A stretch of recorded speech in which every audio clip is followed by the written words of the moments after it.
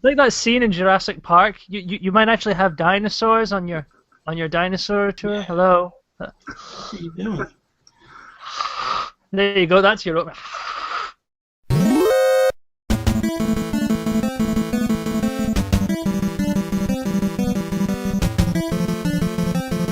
What is up, everybody, and welcome to episode 7 of the GeekCast. I am Bobby, the Geek Guru. I am joined by my two friends, Allan, Paxton, Toby, Thornton. How are you guys doing today? I'm good. We are a little behind today, and I want to apologize for that. We had some, I had some circumstances come up with my grandmother passing away this week, so we had to push the podcast a week or a day behind, and then we also had to move our guest a week behind. So unfortunately, she wasn't able to join us today. She will be here next Saturday, and we will do some fun stuff. We actually changed it. We're going to keep the topics that we had. Well, we moved the topic that we were supposed to have today to next week to kind of work with her, and that was going to be the top 10 3DS games of all time. This week, we've created our own topics to kind of run with and all that stuff. So that's pretty much it. We're going to start off this episode like we do every episode with our Geek Outs. And Toby, what are you geeking out about this week? I'm geeking out about problem solving in RPG Maker. So if you don't know what RPG Maker is, it's a design program that you can make your own RPG Maker games, like your own RPG games. They're like 16-bit era type games. And so at the moment I'm making my own game in it, and sort of slowly I'm getting better at the program, and I'm at the stage now where if I find a problem within my game, a glitch or something, then I can pretty much always figure out a way around it. Or if I come up with an idea for a game mechanic, I can always get it to work one way or another. And I've been sort of knees deep in development of this thing, and keep coming up against barriers, but I keep overcoming them. And it's kind of just really gripping me at the moment, like learning the program and getting over those hurdles. So that's what I'm geeking out about at the moment. So that's pretty awesome. Allan, what are you what are you geeking out about this week? Star Wars. Star Wars. Oh my god. Can't wait for episode 7. And this Friday they kind of dropped all the cool toys, the lightsabers, and I went to our local Disney store in Aberdeen. I was taking my mom to the hospital, so I thought I'm going to go in and get a coffee, and then I saw the store open. I thought I'm going to look at the toys, and I did a bad thing, Bobby. I picked up a BB-8, the really cool remote control BB-8. I haven't opened them yet. Because I don't know if I can keep them. Is that the small one or the larger one? It's the small remote control iPhone one, or you can use your iPad, and I really want to open it. What's the difference then between the large one and the small one? The large one, it's not fully remote control. It's just like a little toy, like a proper toy. This is it's so cool. So you got the better one, really? I got the better one, but as soon as I got home, I got looked at bad by Amy. It was not good. But I love Star Wars, so it was worth it. At the moment, I haven't decided if I'm keeping it, but I really want to keep it. But I also really want to go on holiday, so it's like 130 quid, so it's not cheap. Really? I thought they were like $80 in the US. No, they're 150 in the US. Yeah. I thought that was for the bigger one. No. Oh, I guess I was wrong. Yeah, but no, I've seen all the videos on YouTube, and it's so cool. But I'm balancing will I play with it as much as I think I will, and then as you put it, Toby, it's £130 of amiibo. Oh yeah. £130 of amiibo. That's a large Yoshi amiibo. Yeah, one large one. Okay. If that thing's $130, they're crack. Myself personally, I am geeking out about something I am doing tomorrow, which if you're listening to this, it'll be tomorrow. If you're watching it, it'll be today. Monday, the 7th, I believe is the date, I am teaming up with Mark from the Warp Whistle podcast, Barry from Nintendo Impact Gaming podcast, and Klaus, the owner of Zoink Games, we're going to be playing some Zombie Vikings. Zoink Games invited all of us to come play with them and ask Klaus questions and just kind of have a good time with it with the Zombie Vikings. So that actually kicks off tomorrow at 2 p.m. my time, Eastern Standard Time. And I'm just like, this is awesome. Like, this is seriously, like, this is kind of when I got into doing all this, the videos. This was my hope that I would get to the point where I was actually doing cool stuff. I wasn't necessarily, like, a lot of people get into the YouTube videos and all that stuff because they want to become rich and famous and all that stuff. And I don't. It is what it is. I have my job. I love my job. So I'm not really necessarily worried about any of that stuff. But this is just cool experiences is what I'm getting out of it. And I'm loving it. Like, you know, we interviewed Image and Form a couple weeks ago. That was awesome. You know, we got the free demo code. That was awesome. Zoink Games gave us free download copies of the new Zombie Viking games, which we gave away to people in the Geek Guru Facebook group, which if you're not a member, I really encourage you guys to get in there because when we get cool stuff like that, that's where we go to give it away. Like, it's really cool. And so I'm geeking out about that. Like, I'm really amped up about that. It's going to be a lot of fun tomorrow. So that's cool. Are you streaming it or not? They are streaming it on Twitch. All right, sweet. So you have to follow Zoink Games on Twitch. They are going to Twitch stream it, and then we're just playing. So we're just playing and talking garbage. My only fear is, you know how I am when I play video games, Toby. I'm like very F-bombish. So yeah, I have to keep it very PG rated. The other night, Bobby and I were playing Zombie Vikings, and he kept getting annoyed because I was getting all the gold, and I kept beating him at the end of each level. Cheating. You were cheating. I wasn't cheating. You were just slow and rubbish. No, because I'm over here fighting. Like, you know, Alan, you do the good fight. You know what I mean? Like, you're trying to be a team. Don't drag me in this. I'm asking. I don't like it when mommy and daddy fight. I'm giving you an opinion. Like, I'm trying to pull your opinion into this. You know, when you're playing with a partner, you go fight the enemies first, and then you figure, okay, we'll sort out the gold and stuff after we fight the bad guys. I'm going into battle, and I turn around, he's over there messing around with treasure chests. We're Zombie Vikings. We're Vikings. Vikings love treasure. So he's sucking up all the treasure, and I'm, in the meantime, losing life because I'm over there fighting. Then, when it's done, he won't even give me any brains so I can get some life back. But at the end of the level, they give you stats of how much damage you've dealt and how much gold you picked up. And I always dealt more damage and got more gold because I'm a better fighter and I'm more efficient. But how many swords did you win when we had the battle for them? Look, you were cheating. You were button bashing with your spinny attack, so you kept beating me at that. I beat you. I won 2 swords. You won 1. That's the statistics. Because you had that stupid character that just kept spinning. And every time I got close to you, you would hit me. I beat you. Okay, so we're gonna. All right, so we're gonna move on because Alan's not gonna referee this match. I'm out. We're gonna go to what we are playing. So we're gonna kick this one off with Alan. Alan, what are you playing this week? I am playing Shovel Knight and Metal Gear Solid 5. Nice. I've dabbled in Metal Gear Solid 5, and the beginning is as crazy as you expect. And Shovel Knight, I'm enjoying more than I expected. I like platformers, but I'm very much. I love Mario. I think I've grown up with Mario, and you get so used to that as your platforming that doing anything else always feels weird. But Shovel Knight oddly sits well with me. You know, the moveset, the story's quite funny. The levels are. I was going to swear they're really hard, but loving it. So what you got to do with what you have to do with that game is you have to take on the RPG mentality of grinding. So what you should do is the first level is very easy. Second level, very easy. Second level is a little bit tougher, but it's still easy.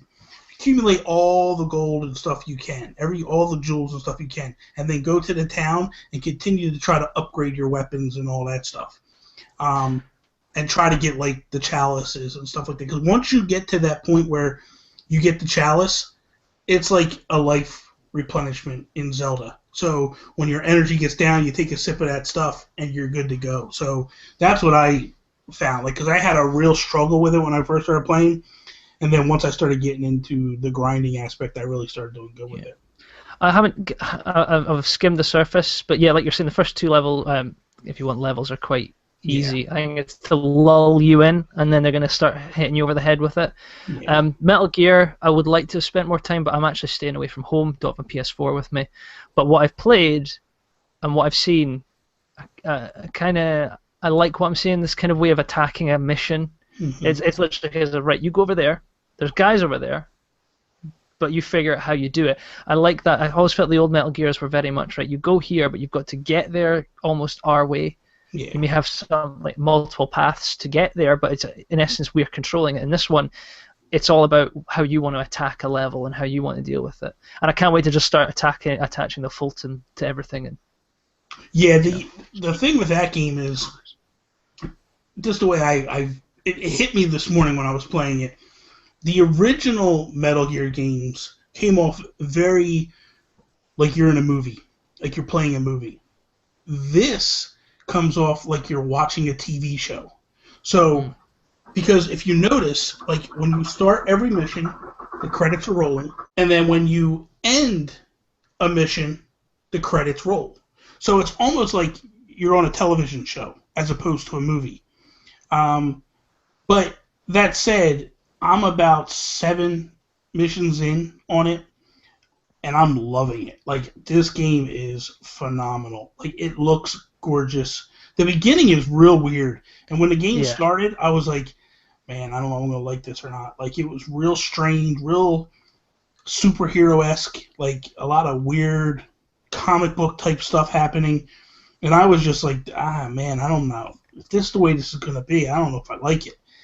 But then it changed real quick. Like, once you basically get to where you need to go, the game opens up, and it really, really gets good. Like, like you said, with the Fulton, man, I'm sending stuff back like crazy. And now I'm to the point where I've upgraded my Fulton 2 times, so I'm, like, sending back weapons now. And I can't wait to start sending back, like, tanks and stuff like that. Like, that's going to be fun. If I'm right, the more you do, the more in-game currency you pick up. Is that right? Yes. So the more stuff you do it, yeah. So as you do the missions will give you, like, before you take on a mission, it'll say to you, like, hey, if you do this mission, you're going to get $100,000. But there's fees to doing the missions. Like, every time you Fulton stuff back, that costs you money. Every time you, like, if you have to have supplies dropped, it costs you money. So that gets deducted off. But then also there's things you can do in the mission, like find diamonds, things like that. Like, that'll raise your stuff. So it's twofold. I've never gotten less than $100,000 so far for a mission, and I've gotten up to like $300,000 on a couple of missions already. So you can really, like, I've got about, although I just went on a spending spree, so I got about $50,000 left right now at this point. But it's a great game. It really is good. I can't wait to dive into it. It's just, at the moment, work. I'm working all week, so. Yeah. So I read somewhere that it's kind of like you're running your own business in that you have to manage your finances and stuff. Yes. And I was wondering, like, how much of the mother-based stuff you've messed around with. Like, have you actually, like, do you find that fun, that part of the game, or is it optional? It's not optional, because you need to do certain things. Like, you need to create the R&D department, you need to create the medical ward and all that stuff in order to when you send people back, if they're injured, they can be fixed. They can be helped. You need your R&D department to get improved so you can get the better weapons. So what happens is, as time goes on, you want to upgrade them areas, because then they'll be producing better weapons and things like that. But you also want to, like, right now I just got a set of binoculars that will basically, when you shoot the enemies, it'll tell you their grade on what their abilities are. So you don't, because up until that point, I was Fultoning everybody back. I was sending every person back to the mother base, because I was like, you know what? I need to get everybody that I can back there so I can figure out what I'm doing. Now I look at it and I go, if you don't have a C or better, I'm not Fultoning you back. So you can grade and then the other thing is like you open up an intel section where you need that intel. Where I just did a level where tanks, I have to destroy 2 tanks, and in order to do that, you need to know where the tanks are going. Well, your intel already tells you. They get it together and they say, okay, this is the course of the tanks. You got to cut them off and do what you got to do. But if you don't have good intel, you don't get that information. So it's all, yes, you do have to do the mother base stuff, but it's not like a Sim City where you're actually in there like building and waiting for something. You do build stuff and wait for it to erect and go, but it's not a situation where it's like, all right, I got to put this wall up. Now I got to put this wall and this wall. Like, you just pick it, you come back, and it's already there. So it's not like Metal Gear Happy Home Designer then. No, it's nothing like that. It's, you are picking things for it to get built, and then you have to wait a timer, similar like Candy Crush or something like when you're waiting for more lives to come back.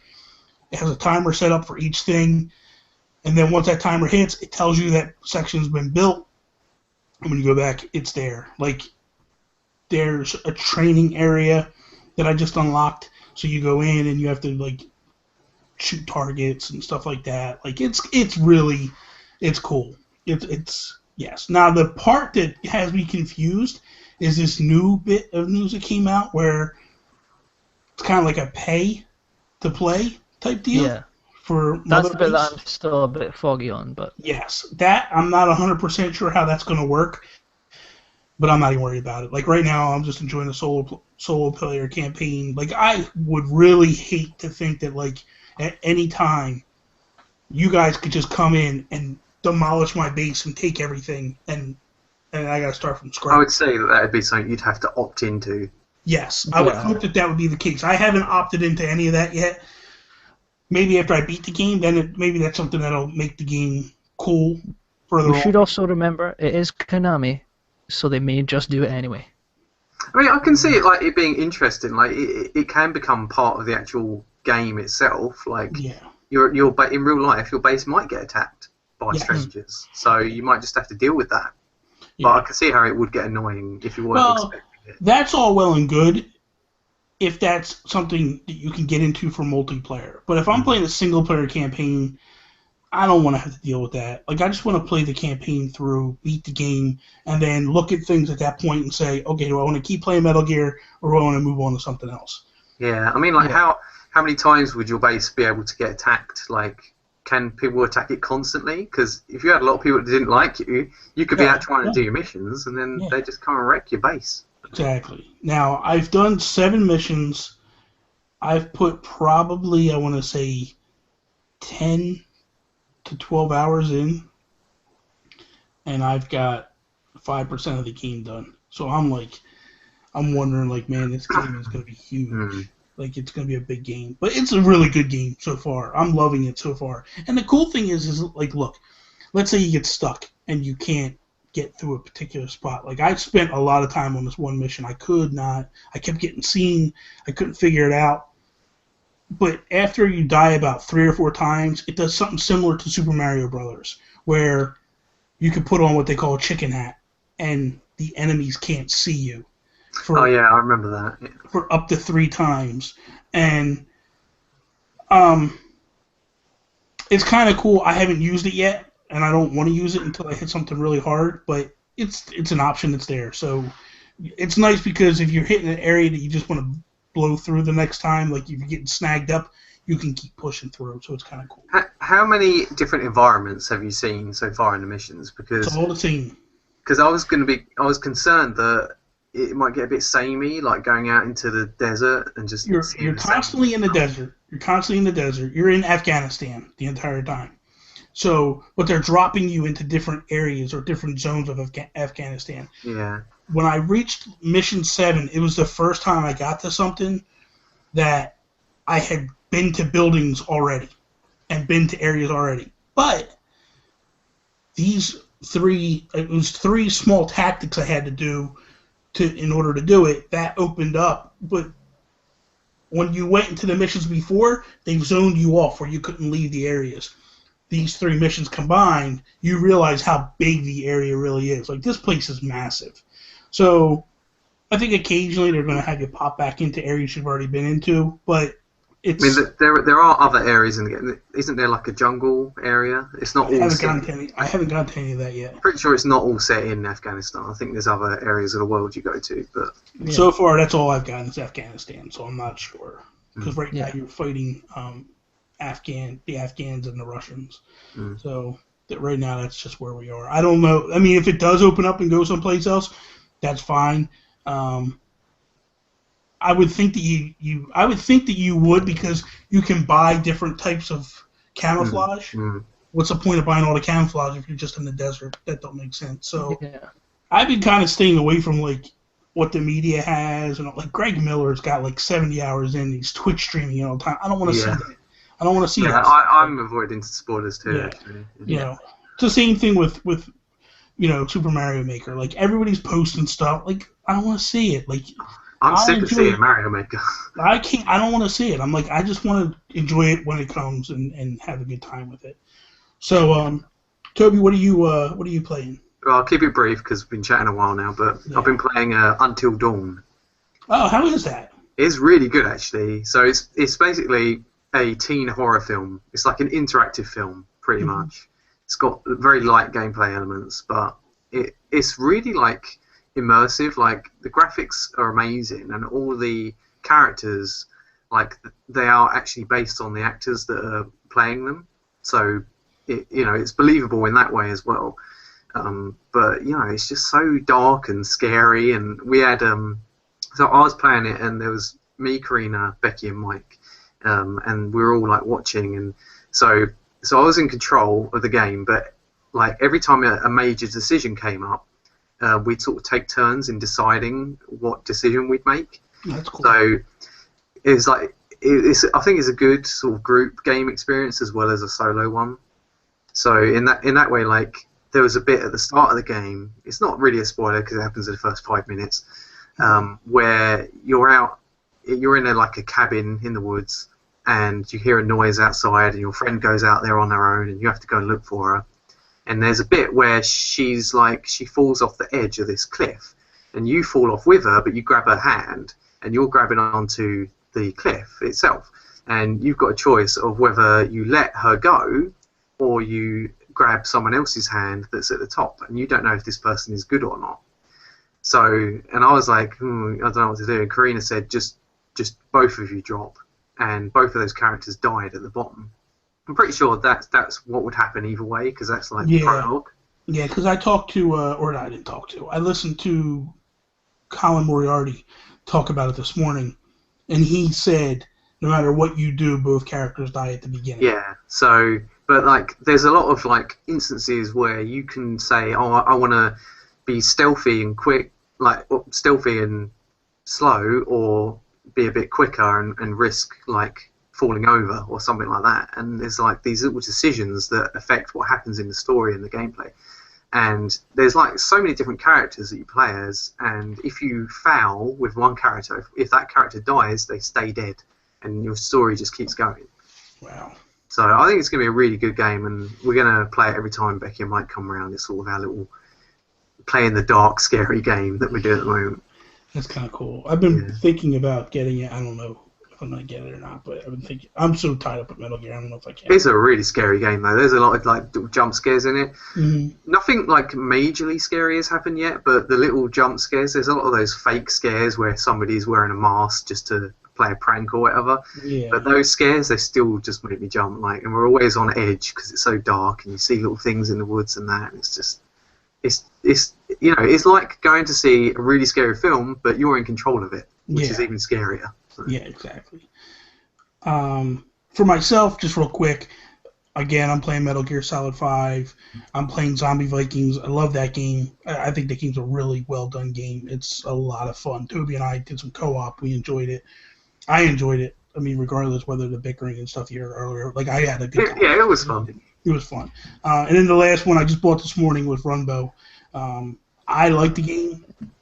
I think it's a lot of fun. It's kind of like an indie smash. Like as I was playing online, because it has online multiplayer. As I was playing online, there was people with Rusty and Shovel Knight and just a list of indie characters all there playing. So it was really cool, really cool. Can you describe the weird gameplay mechanic to that game? Okay, so basically all this is a race. So the game starts and you have like a starting grid and it drops. It's a side-scrolling game and everybody runs. So there's platforms all over the place that are different colors. Whatever swash color sweeps through the screen, all those levels disappear. So you could be running and you go to jump and that swatch comes through and it bottoms out and you fall into spikes. You can also punch each other and beat each other up as you're running through. You can also, a la Mario Kart, grab items and do different things. Like I've seen where the whole screen goes black and white. I've seen where the level flips upside down. I've seen where the person in first place and the person in last place flip spots. Aren't your characters color-coded? Yes. So But that has nothing to do with it. That doesn't affect the color swatches. What I mean is, like, say you're a yellow character Mm-hmm. and the background turns yellow. Do you turn invisible with No, background? you can still see yourself. You can still see yourself. Yeah, you can still see yourself. You see, this is an idea I like for this game. I love it, man. Because seriously, like it's just I downloaded it during E3 when it came out, and I was like, I'm not playing this. This is garbage. And then I downloaded it. I was like, you know what? Let me try it because I'm hearing a lot of good things about it. I downloaded it. I played the one-player campaign, so to speak. Didn't like it, and I was like, again, why'd I buy this game? I spent $14. I hate it. So then I was tinkering around. I was like, well, I'll try it later when Tony comes downstairs and give it a shot. But then I saw it online. I was like, oh, wait a minute. Let me try this. So I clicked it, and it is fun. When you get other people involved, it just changes the dynamic of the game. It's just a lot of fun. Because what they do is they do 10 races. And you see who wins the most out of those 10 races, and it keeps track of your stats and stuff. And when you start off, you don't have all those indie games, all those indie characters. The more you play, the more it unlocks characters. So it gives you an incentive. I love the idea, and because I always thought Rumble, and I don't know why, I had it in my head that it was like a Smash Brothers clone. I don't know. I think it was just when I worked the first trailer I watched, I got the impression. Yeah. And then when you were saying, I thought it'd be cool if they did Mario Kart. But what they've done, from the sound of it, is make a platform Mario Kart.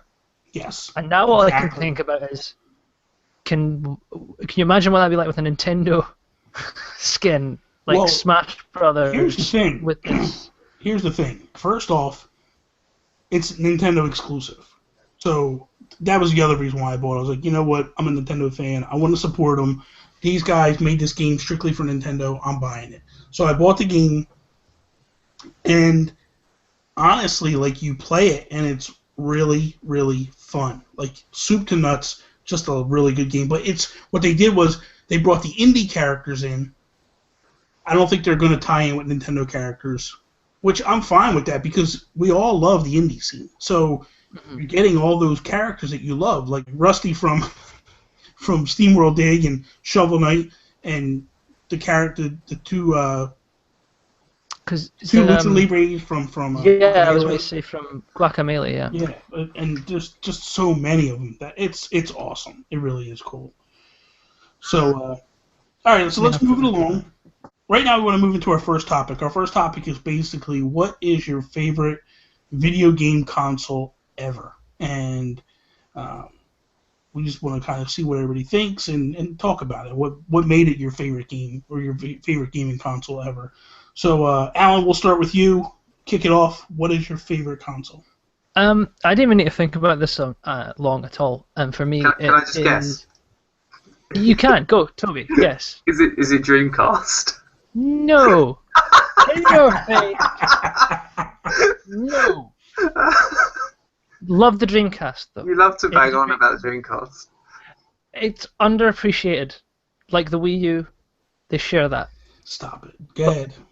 But no, for me, it's the GameCube. Really? Yeah. And I have my reasoning's kind of highlighted now by the Wii and the Wii U, and it's the last time that I think Nintendo, handhelds not included, made a home console that spoke to what I wanted as a gamer. You know, they were competing. I mean, their system was the second most powerful system that you could buy at the time, you know, under the Xbox. Yeah. They were trying new things with games. They had Mario Sunshine that had the flood mechanic, Star Fox Adventures. You know, they were taking their franchises and they were just going, you know what, let's give it a go. Doshin the Giant, who gets no love anymore and should be a Smash Brothers character. I hope folk voted for him in the ballot. The controller was amazing, and you know, it was their first disc system. Definitely, it was Factor 5's renaissance as well. Comfortable controller. It's like the most comfortable controller ever, the GameCube controller. And the shoulder buttons, I mean, that was cool, the analog shoulder buttons, which are sadly gone, so it makes, you know, ports to the Wii U, if we were to get a virtual console that was half decent that had them, that's not going to be as good. But yeah, for me, it was the last time Nintendo kind of stood up with the big boys. And okay, it didn't sell as well, sold better than the Wii U, and when I look back on it, I can say that there's still games I would go back to and play, you know. Beautiful Joe 2, all these, and again, actually looking at it, it's when the third party really, the last time they really had Nintendo's back was the GameCube as well.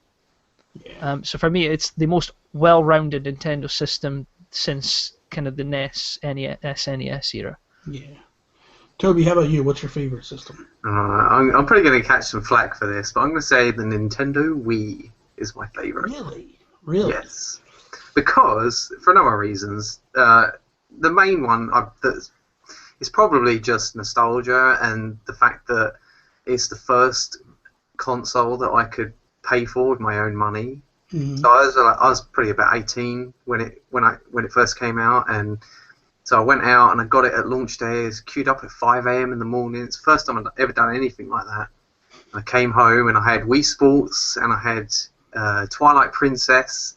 And these were like totally new experiences with the Wii remote. Yeah. And it was sort of like, for me, it was kind of like a revolution in gaming. Like, you know, you say that's how they marketed it, as a revolution, but I think it really was. Like, for me, it was so different to anything I'd done before. And I loved a lot of games on Wii. Most of my favourite games of all time are on Wii. I just said Wii U, but I meant Wii. but yeah, like, they had two great Zelda games. It had Mario Galaxy 1 and 2. It had games like Excite Truck that were different, and you know, it just had loads of games on it that are just brilliant. So it means a lot to me. So for me, and not a lot of people know this about me, but the GameCube PS2 era kind of made me leave gaming. I had stopped playing for about 6 to 9 months, give or take, maybe a little bit more than that, maybe a year. I gave up gaming. I was like, I've seen all you got. I'm done. I'm out. I'm too old for this stuff. Like, it's over. When the Wii came out, that made me come back to gaming. It was the first time in years that I felt like I was playing the NES for the first time. Not only that, like, they took all of their games, all of their franchises, gave them a second shot, brought them back out. One of my all-time favorite games is Mike Tyson's Punch-Out.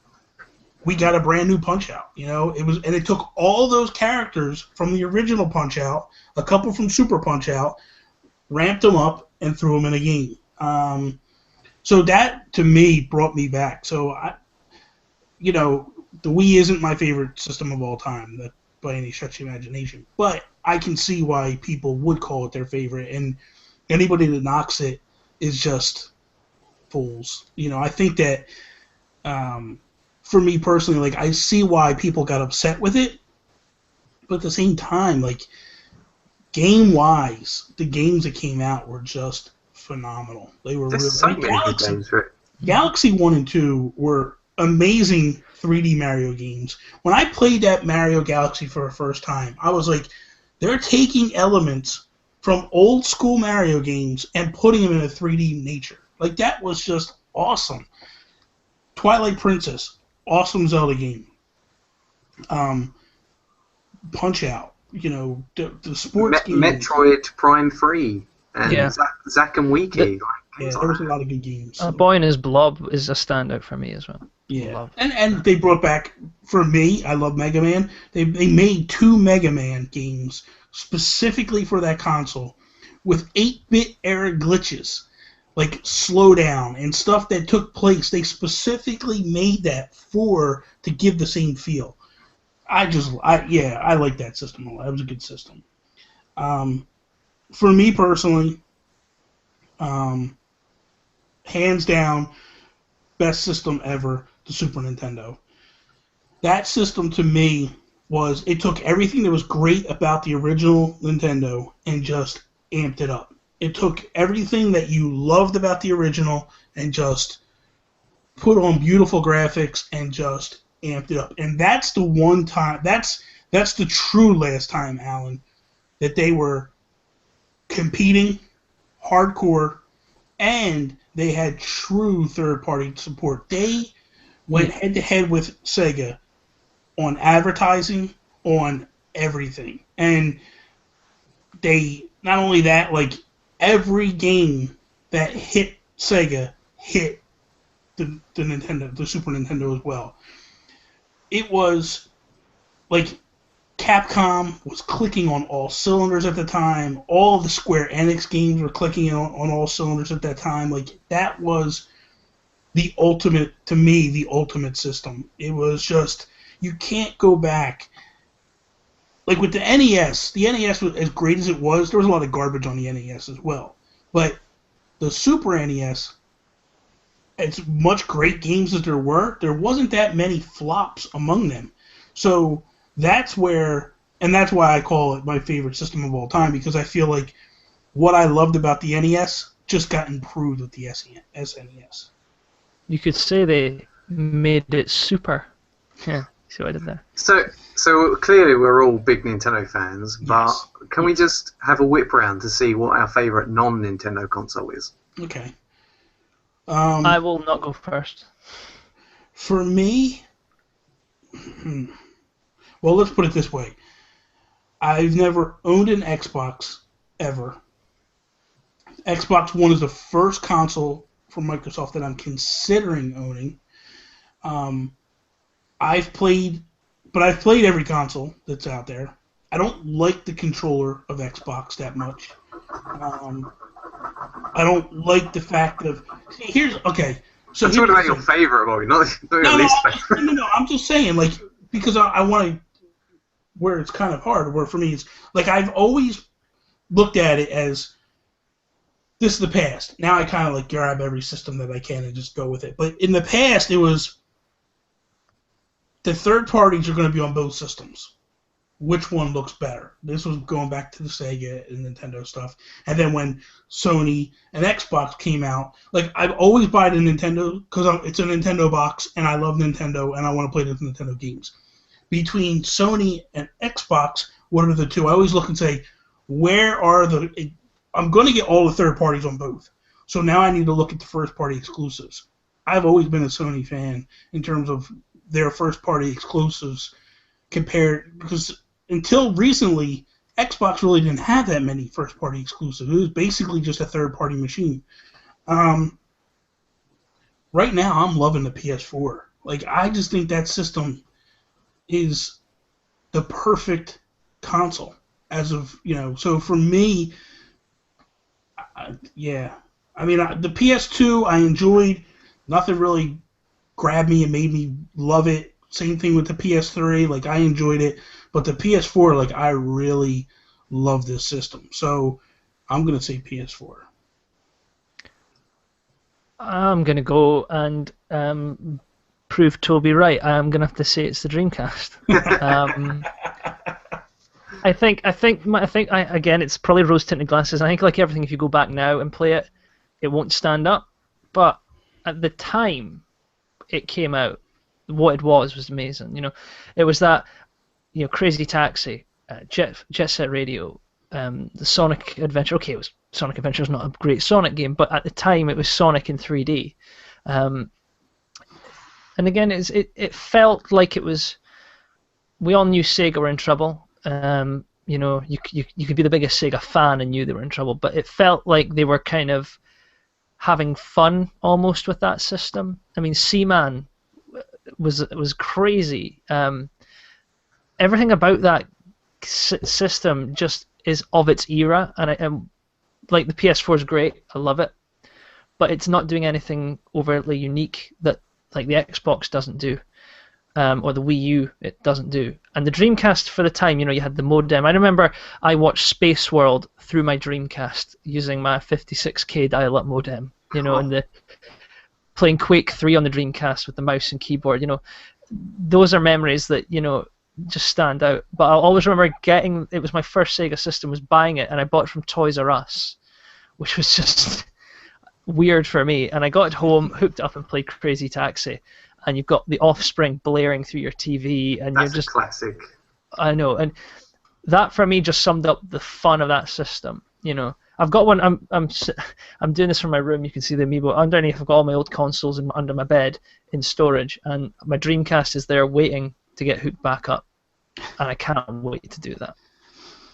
How about you, Toby?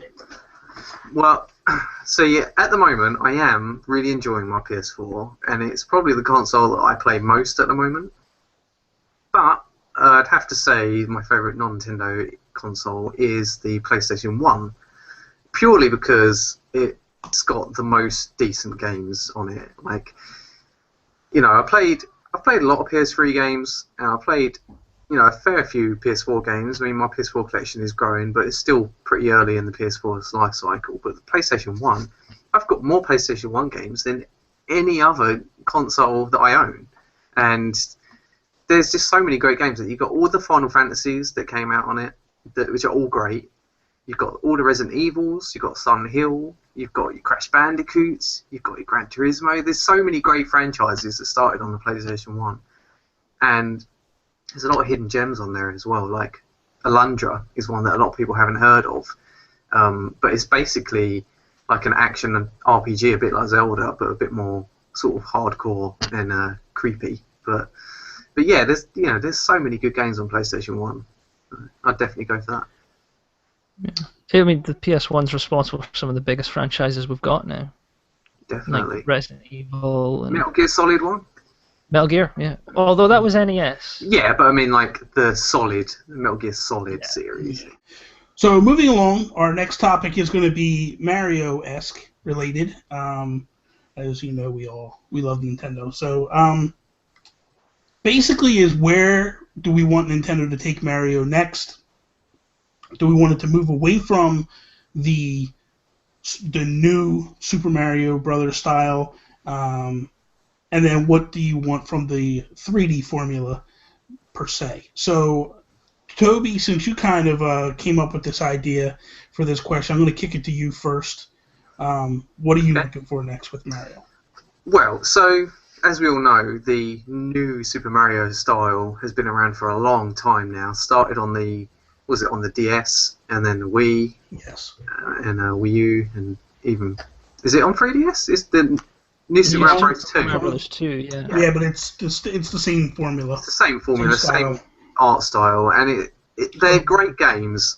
There's nothing wrong with them, but they're so safe in terms of style and gameplay that I feel like they do so well when they experiment and push themselves a bit more. When Mario jumped to 3D, it was so new and innovative, and then they sort of, with the 3D Marios, they've just got bigger and better since then, and they've tried new interesting stuff with Mario in the 3D space. But since this new Super Mario formula has come along, they've kind of just played it safe because it sells so well, and they've just sort of gradually innovated on it. But I think they should go back to changing it up like they did with the first few games. Like they went from Super Mario Bros. To the second Super Mario Bros. 2, where it's totally different. A lot of the new enemies and play styles came from that. Even Mario Bros. 3 was completely different again, and then World was different again. They should try something like that again. Maybe even go back to a pixel art style just for a spin-off game or whatever. But that's what I think they should do with the 2D ones anyway. Toby or Alan, what do you think for 2Ds? 2D, I'm kind of with Toby. For me, I think New Super Mario Brothers has outstayed its welcome now. I think the fatigue was kind of accentuated when there was I think there was one year we had two games in the same style. We had New Super Mario Brothers Wii U and New Super Mario Brothers 2, and there just didn't seem to be any kind of passion, excitement for it. I think move away from the art style is a big one. Come up with a unique hook for your 2D, but get away from the art style. I would love to see a hand-drawn kind of style. Kind of, if you remember the WarioWare game, or WarioWare platformer that came out in the Wii, or A Boy and His Blob, that kind of hand-drawn animation style, but in high definition. I think it would look really cool with like some really cool effects behind it. I think that's what 2D games need, is a better style. The hook can really be whatever they want it to be. For me, I agree. It's got to change the style. Like, that style's done. Move along. And not only that, because you're allowing people to make that now. So if you're allowing people to make it, their next game needs to be totally different to pull people over. I want to see them do what they did with Kirby. I want to see Mario in clay. Because that Kirby game was amazing in clay. But the problem was you couldn't look at it. You had to look down and draw ropes. I would love to see that style with a Mario game. It was a beautiful style, definitely. Yes. Yeah. It was amazing. It was to me, it is one of the most beautiful games on the Wii U. It's just phenomenal. And so for me, I would love to see them grab Mario, throw him in there, because that's something that nobody's doing. Nobody's even touching it. So the yarn, at first I thought yarn, and I said, you know what, keep that with Yoshi. Let that be Yoshi style from here on out. And I would love to just see them grab what... Because in the same respects, like, Kirby did the yarn game first, and then Yoshi improved drastically upon it. I would love to see Mario grab the clay and improve upon it. That would be my favorite. Yeah. That would be cool. In terms of 3D, it doesn't really matter to me personally. Like maybe Mario 64 2 or something like that. Like maybe, a true sequel to Mario 64. I don't really see, for me, everything 3D they do, I love. So it doesn't matter. I don't have like a preference. I don't need a Galaxy 3. Like I know everybody's clamoring for Galaxy 3. I could care less if it comes or not. Just give me a continued 3D game. I could care less. I think they should go for a 3D Mario game that is like Mario 64, but instead of having like worlds that you jump into, it's just one big world and it's split into areas. So you can like be funneled into one area and it's like a big open world there, and then you might be able to go somewhere else. You probably need quick travel because it'd be so spread out and big, but just to make it feel more like a grand adventure rather than levels, because Mario is always, like, especially 2D ones, you pick your level and you just do that level and then you jump out into the world map and then you pick the next level. Yeah. And I mean, it works, but I think to make it different and feel fresh again, they need to make it feel more like a grand adventure. That kind of plays to an idea I had once when, excuse me, when Scott and I spoke about it. The one idea I had was like Mario Galaxy, but instead of being little planets, you kind of land on bigger worlds that you can run right round, but there's like massive puzzles, spheres if you want. But I did also have an idea that kind of came up when I was speaking about Sunshine another day, wasn't on the show. They did a theme park island. And I had the idea of, like, what if you did a Mario 64, like you're saying, but it's set in a theme park where you have your Main Street USA, but you can run it in a different part of the park, like Disneyland. That'd be cool. Instead of the paintings, you then have missions within them. You can go on the rides and have sub-missions as well. There is Red Nintendo Land, kind of. Yeah, in Mario Sunshine, there was a theme park level in that, wasn't there? Yeah, that's yeah, I'm trying to remember what it's called. It's like Bowser's Theme Park or something. I don't know. There's like a big Ferris wheel in it, and there's like a pachinko machine as well. So right now we're going to wrap it up with the game we do every week. It's Get Your Facts Straight. So just for those that are new to the podcast, basically what we do is the three of us bring 2 facts each. We read off those facts, and then the other 2 people need to determine whether that fact is true or false. And Allan, since you lost last time, we're going to let you go first. I didn't lose because I wasn't there. You forfeited. You forfeited, so you lost. I forfeit. You forfeited. I'm gonna kill my roommate. I don't like losing. So, what is your first fact? Okay. Right. So I was getting a text message there. Obviously, PlayStation era, Sony were clamoring for platformers to kind of stand up and be counted against the now amazing Super Mario 64. But one of their major franchises was Croc. I don't know if y'all remember that. Mm-hmm. Okay. But true or false, Croc originally started its life as a prototype for a 3D Yoshi game.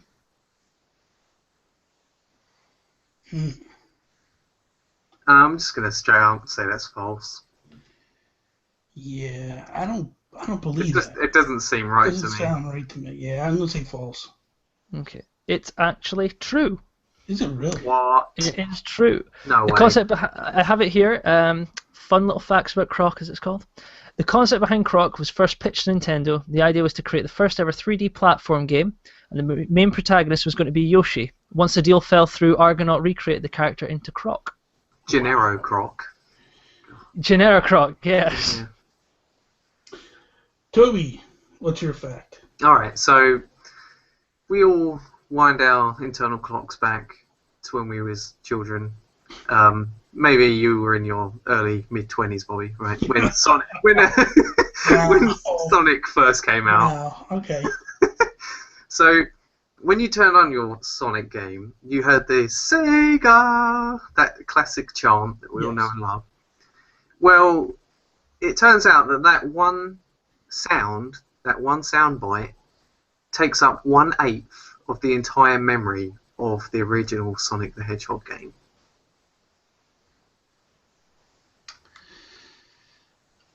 I think that's true. I'm going to go true as well. Part of me's thinking it might have been more, but I'm going to go true. It is true. It took up 1/8 of the cartridge space, and they actually had to axe a sound test to make room for it, because it's such a clear Sega, such a clear chant for Mega Drive. It took up a huge amount of space. Well, the rest of the game was garbage after that point, so yeah, I can see why that would. Oh, you just offended a lot of people there, Bobby. I could care less. That game is a hot mess, man. You have the first couple of levels where you're going fast and it's awesome, and then it just hits the wall and it's not Mario. Come on, everybody knows that Mario is the ultimate. Yeah, but it's got its own unique charms. Stop it. Okay, so my fact is Super Mario Brothers 2. Okay, Doku Doku Panic, which was later named or turned into Super Mario Bros. 2. That was created by Fuji TV. It was for a conference that they were doing. 1987, they came to the show to present, and they wanted to show off a game. So they actually commissioned Mr. Miyamoto to create Doku Doku Panic. So that is my fact. Do you believe that they actually got Mr. Miyamoto to make Doku Doku Panic? False. False. Why do you think it's false? I am saying because I want to know what you're going to say. I ain't giving away my reasoning. Yeah, exactly. That's what he likes to do. He likes to go with your reasoning and then go, man, does that sound legit or not? And then go. I'm just going to go the opposite and say it's false. He said false. I said false. So you both say false? No, I don't. No, I'm going to... Oh, crap. I'm just going to go false. I'm probably wrong. But... You sure? You want to go with that? No, it's false. Okay. It is true. Oh, no! It is true that they did this. They commissioned Mr. Miyamoto because if you go back and you play the actual first game, there's a lot of Mario-esque themes to it, like star power, which will be invincibility. In order to do that without getting sued, you would have to bring someone in from Nintendo. And that's kind of why Nintendo went. And just an additional fact that I'll throw out there is Mr. Miyamoto actually admits that he put more time into Doku Doku Panic, Super Mario Bros. 2 than he did with Lost Levels. So he actually, Well, so Lost for people, Levels was more of the same, really, wasn't it? well, but everybody always pushes off like, oh, well, they just took this game and changed it to Mario, and Mr. Miyamoto really didn't mess with this that much. He really had a lot to do with this game. So, I was going to say true. Why didn't I do that? So there we go. It's me and Allan at 1, Toby at 0. Not happy about that. Okay, Allan, you're up next. Okay. Right. Silent Hill, the original, based on the PlayStation, the PlayStation version. The school section of that game, the actual model of the school they used was the same school that was used in the Arnold Schwarzenegger comedy vehicle, Kindergarten Cop. True or false? True.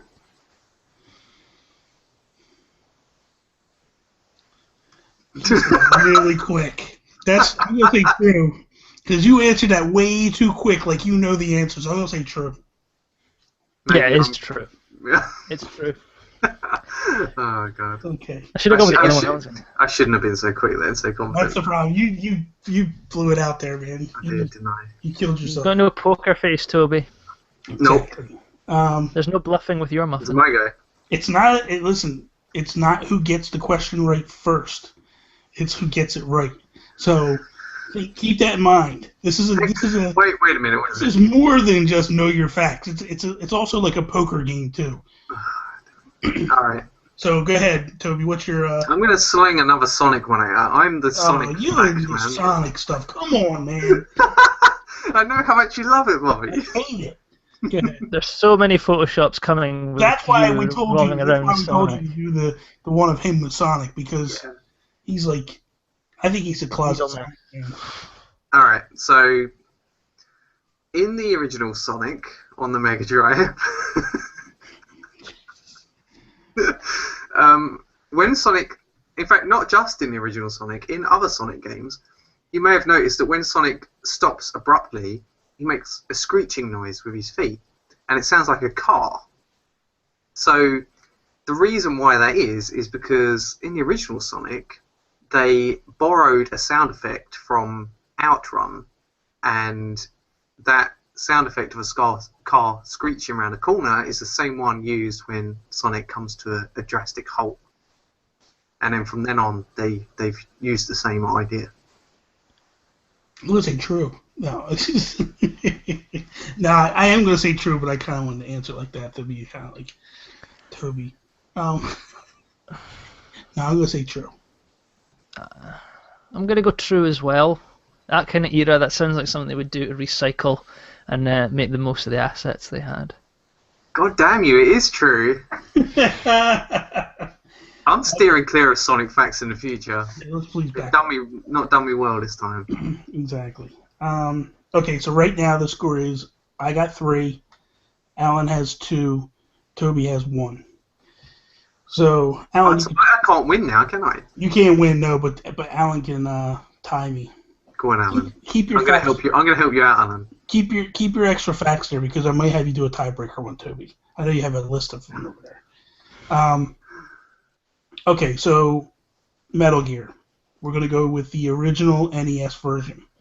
So the original game on the NES was actually ported from a computer game called MSX2. Hideo Kojima, he actually made that game, but another team ported it to the NES. They were told to make it as far from the original as you can. They didn't want it to be the same at all. And that came from, there was 2 reasons. One, Konami, the heads of Konami told them, we want it to be totally different. We don't want it to be the same. And 2 was, they weren't given a chip, the same chip that was used in Contra that would boost the graphics and help them. So because of the limitations of the NES and the cartridges and all that stuff, they had to change the way it looked from the original. So that's an astronomical amount of detail. If you made that up, then you're ridiculous. You see, part of me is it all true, or is it one of those? I think bits it's of it part are true. I think it's part true, but I'm going to say it's false. I think it's just a straight pull. You see, parts of that story, I remember reading, because I remember they did I think it was like an Edge magazine years ago, did a piece about Hideo Kojima, and they went on about that game, and stuff from that story rings true to me. But I don't know if it's all true, or if Bobby's playing a little bit of a mind game with me. Tempted to drop an F-bomb there, I didn't. You never know. You know what, I'm going to go with true, because there's just little bits of it that do ping, but I don't know if you're just using real information and twisting it enough that it's actually false. I'm going to go with true, Bobby. I'm double guessing you, but maybe you thought I would do that, so I should say false. But then you knew I would say that, and then I would do that, so I should say true. But then I would say that, and I know you would say that, so I should go false. Give me your answer. What is your answer? I'm going to go true. Okay. It is true. It is all true. And that's why... and that's why when you... That would be horrible. I don't tell you. Listen, that's why when people ask Kojima, he talks very negative about the NES version. He doesn't like it because he had nothing to do with that version. So we are tied, Alan. So do we want to go with a tiebreaker, or we just want to end the show? I'm not.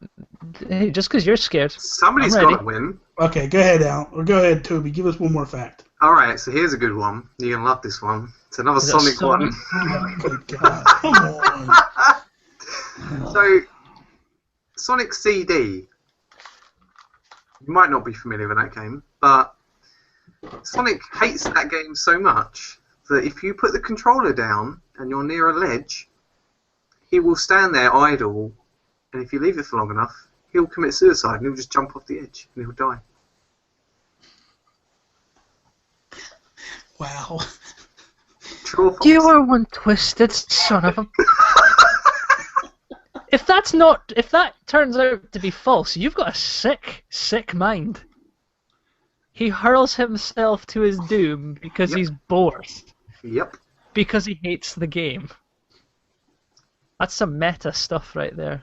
It's really quite... Wow. I really want to ask Siri that question and see what she says. Man,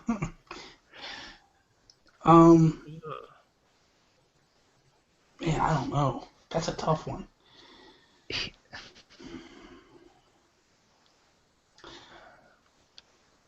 I say false. I'm going false too. No, you've got to have a different answer, otherwise no one's going to win. This is true. Alright, I'll go true, just because I'm a risk taker. But I don't... Are you happy with that, Alan? Yeah, I can't believe that to be true, I'm sorry. Bobby, you've won. It's true. Oh my In god! Sonic CD, if you leave him idle, he will jump off the edge and he will die. So I actually... Wow, that's crazy. That's Apparently. dark. That's messed up. Like, why would... Whatever, man. That's Thank just you, not Sega. right. Thank you, Sega, for being crazy, because I just won. Thank you guys for watching us. If you watched us, listening, if you listened, be sure tomorrow, Monday, to check out that Twitch stream with Zoink Games. It's going to be myself, Mark Carabin, Barry from Nintendo Impact Gaming, and Klaus from Zoink Games. It's going to be a lot of fun, so be sure you check that out. Toby has some interesting stuff coming in the future. I really don't want to divulge that yet, but because he's working on it all. But you guys are going to be pleasantly surprised with some stuff that he's throwing together for the Geek Guru YouTube channel. It's Sonic fan fiction. Sorry, I had to share with people. Everyone, it's Sonic fan fiction. In your dreams. No, in your dreams, you sick... In your Sonic dreams. Nightmares. Wet dreams? Anyway, be sure to follow us on our social media outlets. You can check out Alan. He has 2 Twitter accounts. He's going to make it difficult on me if it's already not difficult enough as it is. You can follow him at FullFatGaming and also at Allan_Paxton. Toby is at Toby's_take. Myself, I am on Instagram and Twitter at the Geek Gurus. So if you're watching the video right now, you can listen to us on iTunes, SoundCloud, and Stitcher. No, Alan, I'm not doing Windows Phone at the moment because I can't even get the other 3 corrected 90% of the time. So that is all. Thank you for all the support. Peace, mother. Bye.